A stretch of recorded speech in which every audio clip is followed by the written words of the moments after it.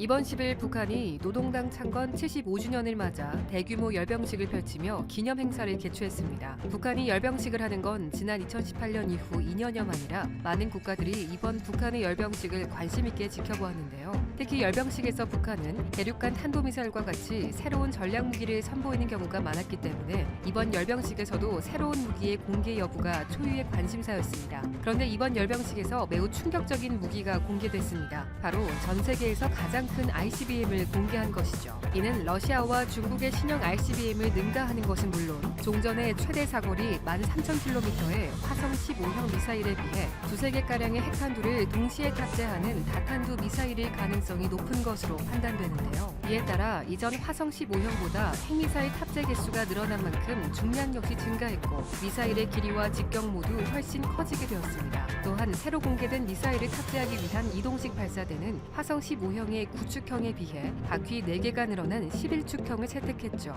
결국 앞서 화성 15형의 9축형 이동식 발사대도 세계 최대급이었는데 이번에 북한은 세계에서 유례가 없는 ICBM 이동식 발사대를 만들어낸 것입니다. 한편 현재 우리 군 당국도 북한의 새로운 ICBM에 대해 사거리 증대보다는 탄두 중량에 중점을 둔 것으로 판단하고 있는데요. 화성 15형이 최대 13,000km로 뉴욕 등 미 전역을 타격하는 데 이미 어려움이 없었기 때문에 사거리를 더 늘릴 필요가 없었다는 것입니다. 한마디로 위력을 늘리기 위해 훨씬 큰 핵탄두나 다탄두를 탑재하는 데 초점을 맞추었을 것이라는 계산이죠. 실제로 신종우 한국국방안보포럼 사무국장은 신형 ICBM의 직경과 탄두 길이가 커지고 길어진 것은 다탄두를 탑재하기 위한 것으로 보인다고 밝혔으며 멜리사 해넘 미 스탠퍼드대 핵네트워크 연구원 역시 북한의 신형 ICBM은 액체 연료를 사용하며 분리형 독립목표 제도립 핵탄두를 탑재할 수 있다고 분석했습니다. 또한 이번에 공개된 사진에서는 해당 탄두부에 후추진체로 불리는 PBV 시스템이 식별된 것으로 알려졌는데요.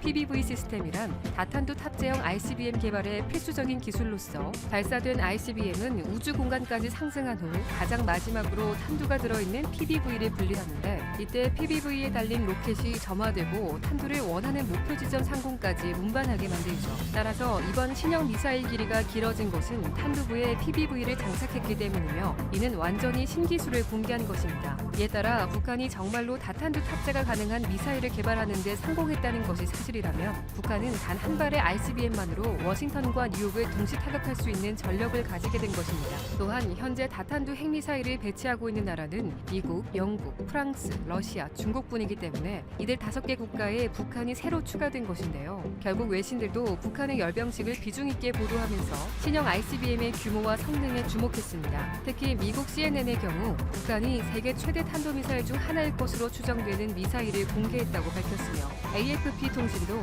북한의 신형 ICBM은 세계 최대의 도로 이동식 액체연료 미사일로 보인다고 전했습니다. 더욱이 미국 군사 전문가들 역시 이번 북한의 열병식에 대해 다양한 평가를 내놓고 있는데요. 대표적으로 미 국익연구소의 해리 카지아니스 국장은 북한이 올해 식량 불안과 국제 제재 그리고 코로나19 위협으로 인한 역대 최악의 타격을 입었음에도 불구하고 장거리 미사일 프로그램이 계속 발전할 것임을 다시 한번 세계에 보여줬다고 언급했습니다. 그러면서 이번에 공개된 무기는 그 어떤 것보다 강력하다면서 앞으로 북한은 사거리를 늘리거나 더 큰 탑재물을 운반할 수 있는 능력을 갖추게 될 것이라고 분석했죠. 그런데 현재 이러한 분석과 결을 다르게 하는 주장도 속속 나오고 있는데요. 브루스 클링너 헤리티지 재단 선임연구원의 주장에 따르면 북한이 열병식을 통해 신형 ICBM을 공개했다는 것은 도발적 메시지보다는 과시하는 목적으로 봐야 하는 것이 옳다는 것입니다. 또한 마커스 갈로스카스 전 국가정보국 북한 정보 담당관 역시 선거를 앞두고 지나치게 도발하지 않으면서 북한의 발달상을 보여주는 방식이 바로 열병식이라고 주장하기도 했죠. 한마디로 현재 북한은 거대한 ICBM을 새롭게 과시하면서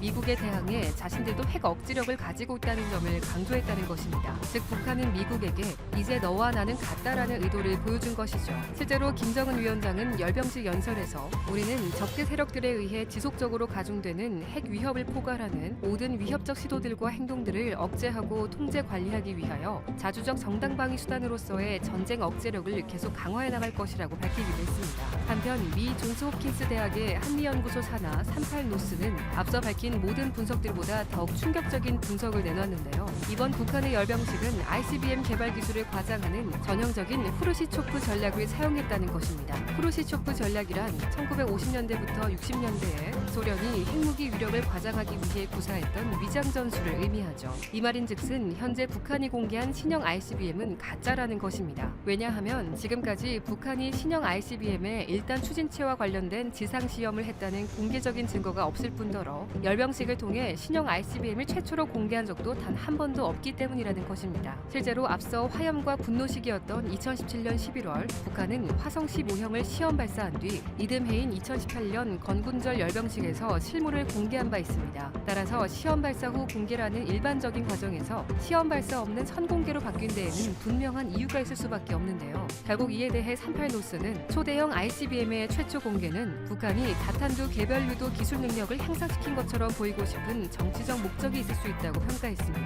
게다가 NK뉴스의 분석 전문가 안킥한다도 북한은 퍼레이드에서 대형 무기 시스템 모형을 사용하는 것으로 알려져 있다고 지적하기도 했죠. 그렇지만 현재 트럼프 행정부는 북한의 열병식에 공개된 모든 무기들과 현재 상황에 대해 신중한 모습을 보이고 있는데요. 이번 10일 미국이 북한이 금지된 핵과 탄도미사일 프로그램을 계속해서 우선시하는 것은 굉장히 실망스럽다고 밝힌 것입니다. 그러면서 미국은 트럼프 대통령과 김정은 위원장이 싱가포르 북미 정상회담에서 제시한 완전한 비핵화의 비전을 따르고 있다면서 북한의 협상 복귀를 촉구했죠. 또한 북한의 ICBM과 SLBM 등의 무기 개발이 유엔 안전보장이사회가 금지한 행위라는 점도 분명히 강조했습니다. 이에 따라 로이터 통신도 미 정부 당국자를 인용해 북한이 북한 주민들의 더 밝은 미래를 위해 일하는 것보다 금지된 핵과 탄도미사일 프로그램을 계속해서 우선시하는 것은 안타깝다고 보도했는데요. 이는 경제 발전을 위해서 핵미사일을 포기해야 한다는 트럼프 대통령의 입장을 대변한 것으로 현재 미국은 북한을 향해 비핵화 협상에 나올 것을 촉구함으로써 기존의 대화와 협상이라는 기조를 고수하겠다는 입장을 밝힌 것으로 볼 수 있습니다. 그리고 북한의 신무기 공개에도 강경하게 대응하지 않는 이러한 미국의 모습은 분명 수위를 조절한 것이죠. 더욱이 그간 트럼프 대통령은 북한이 핵실험이나 ICBM의 시험 발사를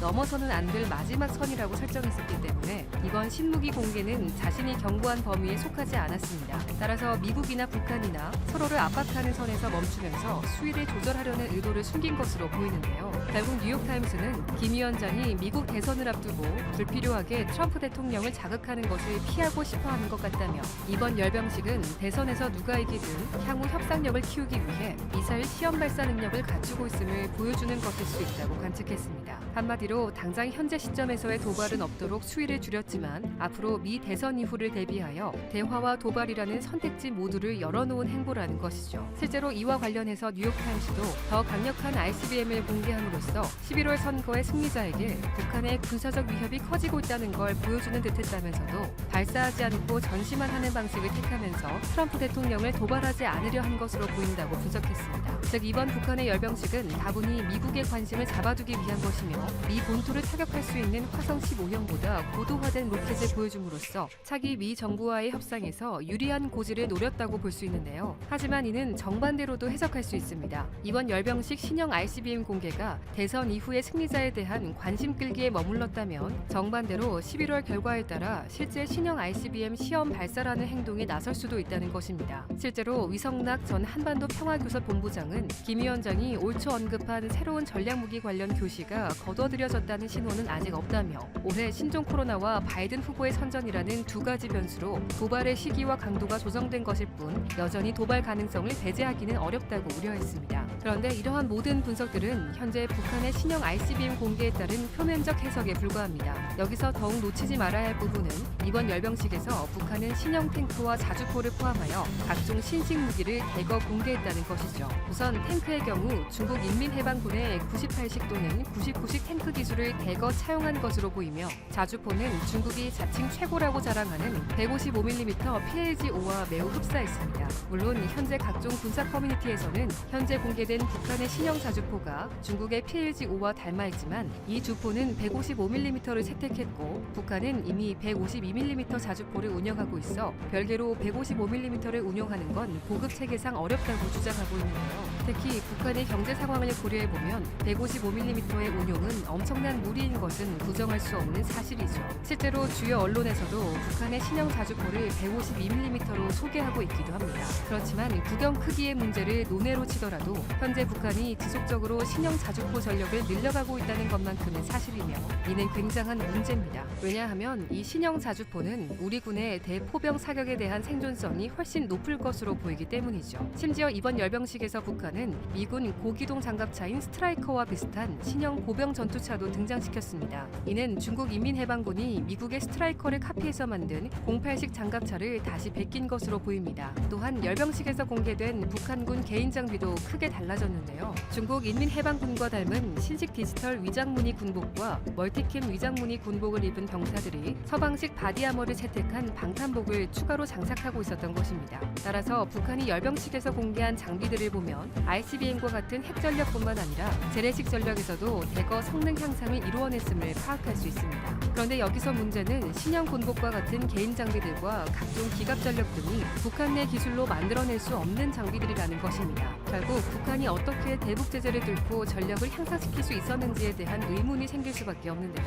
이에 따라 현재 외교가에선 북한이 대미 협상 중에도 핵과 미사일 개발을 멈추지 않은 사실이 확인된 만큼 국제사회가 북한과 손을 잡고 제재를 무시하는 일부 국가 또는 세력에 대한 단속을 강화해야 한다는 지적을 내놨습니다. 실제로 유엔 안보리 대북 제재위 패널 보고서와 대북 전문가 등에 따르면 그간 북한은 고무 제품과 각종 전자부품 등 무기와 연관성 없어 보이는 민간 제품을 해외 각지에서 밀반입하거나 중국과 이란 등 군사 협력국으로부터 초기 조립 단계의 무기를 들여와 제재를 피하는 것으로 알려졌습니다. 결국 이번 열병식은 북한의 신무기를 과시했다는 의미를 넘어 지금까지 북한이 대북 제재에도 아랑곳하지 않았다는 의미가 되는 것입니다. 또한 김정은 정권을 지탱해주는 세력이 유엔 회원국으로서 대북 제재를 지켜야 할 중국이라는 것까지 유추할 수 있죠. 따라서 앞으로 북한이 어떻게 전력을 더욱 늘릴 것인지 그리고 대북 제재가 잘 작동하는지 예의주시해야 할 것으로 보입니다. 오늘 준비한 내용은 여기까지입니다. 시청해주신 분들 모두 감사드립니다. 닛산 자동차 카를로스 고 회장이 레바논 베이루트에서 8일 현지 시간 오후 3시에 기자회견을 가졌습니다. 미국 CNN을 포함해 전 세계의 언론사들이 구름처럼 몰려왔고 생중계했습니다. 고 회장 측이 직접 선택한 12개국 60여 개의 언론사가 참가했으며 일본에서는 아사히 신문과 도쿄 신문 등 5개의 언론기관이 참여가 허락되었습니다. 이미 짐작하고 계시는 것처럼 아베 정권의 입처럼 보도하던 산케이, 요미우리, NHK 방송 등은 모두 다 선택을 받지 못했습니다. 그러나 밤새 해외 언론의 중계 상황을 확인해보니 거의 모든 언론들이 생중계를 했습니다. 유튜브로 전 세계에 실시간 중계가 되는 곳도 많았고 트위터나 언론사 사이트를 통해 속보를 실시간으로 보내주고 있었습니다. 그래도 이렇게 언론사를 선택하는 것에도 치밀한 전략이 있었던 것처럼 카를로스 고 회장이 준비한 기자회견문도 상당히 논리적이고 설득력이 있도록 작성되었음을 알 수가 있었습니다. 이제부터 고 회장의 기자회견문을 가능하면 빠지지 않고 요약된 문장으로 현장감이 살 수 있도록 전달하겠습니다. 고 회장은 먼저 영어, 프랑스, 아랍어로 참석한 언론사를 위해 인사를 했습니다. 참석해주신 언론사분들의 감사를 전합니다. 저는 지난 1년 전 45만 명의 르노, 닛산, 미쓰비시 가족으로부터 부당하게 찢겨졌습니다. 그렇게 잔인하게 400일을 지냈습니다. 수갑과 포승줄에 묶여 있으면서 저는 결백을 주장했습니다. 저는 이 자리에 어떻게 일본을 탈출했는지를 이야기하려고 있는 것이 아니다. 오로지 분명한 사실과 증거를 가지고 진실을 밝히려고 하는 것이다. 그리고 지금도 일본의 사법체계에 인질로 잡혀있는 그렉 켈리 사장은 가족으로부터 부당하게 찢겨진 명예로운 남자이며 남편이고 아버지이다. 나는 그렉이 겪은 고통과 가족들의 고통을 잊지 못할 것이다. 나는 정의를 피한 것이 아니다. 불의와 박해를 피한 것이다. 정의롭지 못하고 비인도적인 대우를 400일 동안 견뎌왔다. 나와 내 가족을 보호하기 위해서는 분명한 선택을 해야 했다. 검사는 자백하지 않으면 상황은 더 악화될 것이며 가족들도 어려움에 처해질 거라고 협박했고 만약 자백을 한다면 끝날 것이라고 말했다. 그들은 진실과 정의에는 관심이 없었다. 나는 유죄 판결률이 99%에 이르는 부당한 사법체계 앞에 서 있다는 것을 잊지 않았다. 일본인 친구들이 닛산에 대한 르노의 영향력을 제거하기 위해 쫓아낼 거라고 말했었는데 결과적으로 그들이 옳았다. 결과적으로 닛산과 검찰은 공모했는데 명확하게 이것은 불법이다.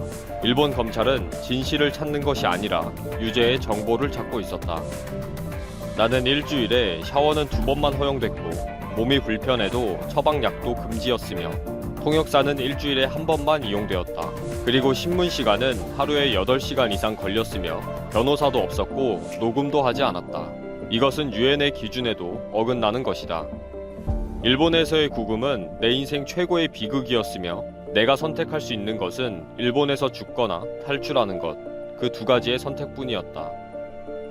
나를 체포 구금하고 해임시킨 후 닛산의 시가총액은 급격하게 떨어졌다. 나는 르노 자동차가 피아트 크라이슬러와 합병을 추진했는데 나를 내쫓은 닛산의 후임자는 무기력하게 실패해버렸다. 결국 피아트 크라이슬러는 프랑스의 경쟁자인 푸조 시트로엔 그룹과 제휴해버렸다. 정말 무능력한 자들이다. 특히 나는 피아트 크라이슬러와 많은 이해와 매우 훌륭한 대화를 했으며 2019년 1월에 좋은 결론을 내기로 합의했었다. 그런데 11월에 나는 체포돼 버렸다. 나를 축출하기 위해 공모한 닛산의 경영진은 히로토 사이카와 CEO와 수석 임원, 법률이사, 지명위원회 위원장, 감사, 그리고 아베 정부 담당이사 히토시 가와구치이다. 이어진 기자와의 질의응답 시간에 기자의 질문에 대한 고 내장의 답변은 다음과 같습니다. 영화나 TV 제작 등 실제 계약이 이루어진 것이 있는가? 넷플릭스와의 계약은 아직 체결되지 않았다. 증거 문서는 공개할 것인가? 변호사와 의논해 문서를 공개할 것이다. 레바논에선 무엇을 할 것인가? 나는 레바논에서 오랜 시간 동안 봉사를 할 것이다. 재판은 어떻게 할 것인가? 나는 공정한 재판을 받을 수가 있다면 어느 곳이라도 갈 것이다. 아베 총리의 역할은 무엇이라고 생각하는가? 이번 작전에 관여했다고 믿고 싶지 않다. 다만 일본 정부의 관계자의 이름은 레바논 정부의 이익에 위배될 수 있기에 지금은 언급하지 않겠다.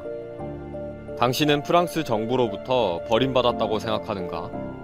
그들이 나를 포기했다고 믿고 싶지 않다.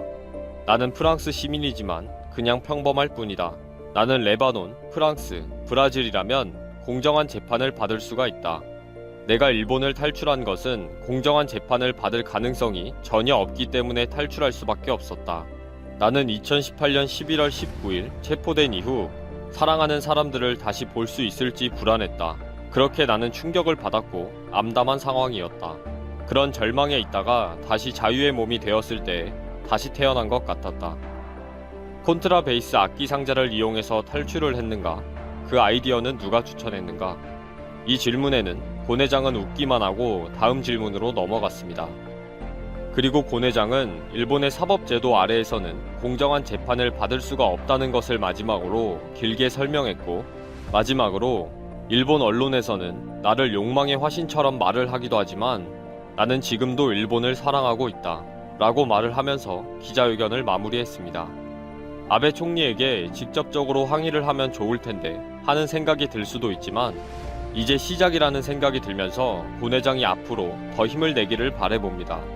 고 내장은 하고 싶은 말이 얼마나 많을까? 저렇게 침착하게 말을 하기가 쉽지 않을 텐데 하는 생각도 들었습니다. 어차피 완전한 자유인이 되기 위해 일본과의 싸움은 길어질 수밖에 없습니다. 레바논과 프랑스 정부를 생각하면서 억누른 말들이 얼마나 많을까요?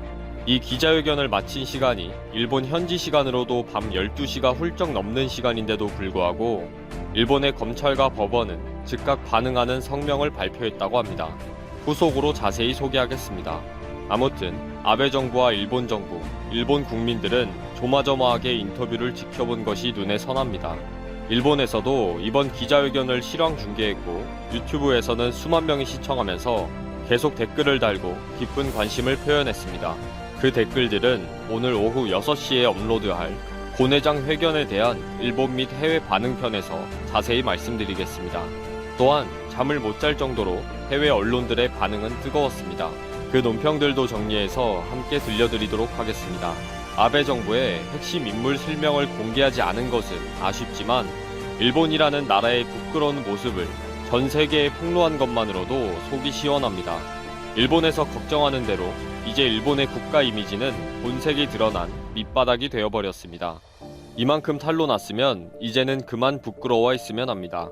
오늘 오후 6시에 올리게 될 일본 네티즌과 해외 반응편을 많이 기대해 주셨으면 합니다.